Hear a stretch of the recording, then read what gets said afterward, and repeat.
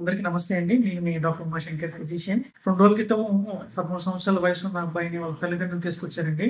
శ్వాస తీసుకోవటం బాగా కష్టంగా ఉందని చెప్పారు.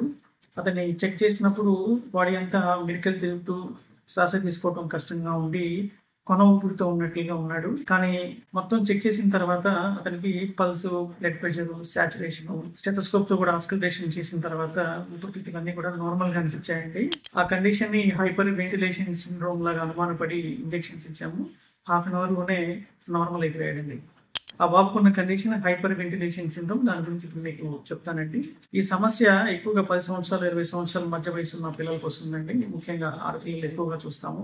ఇంట్లో వాళ్ళు ఏదో అరిచారనో, లేకపోతే స్టడీస్‌లో సరిగ్గా పెర్ఫార్మ్ చేయటం లేదని, రాబోయే ఎగ్జామ్స్‌కి మంచి మార్కులు వస్తాయో రావో అని ఆందోళన పడుతూ, భయపడుతూ ఎక్కువగా ఆలోచించడం వల్ల వీరికి తెలియకుండానే ఛాతీ అంతా బిగసుకుపోయినట్టు, బ్రీతింగ్ ప్రాబ్లమ్ వస్తున్నట్టు, మాట కూడా రాని సిట్యుయేషన్‌కి వస్తారండి. ఈ సమస్య ఉన్న పిల్లలకి ఎక్కువగా కౌన్సెలింగ్ ఇవ్వాలి.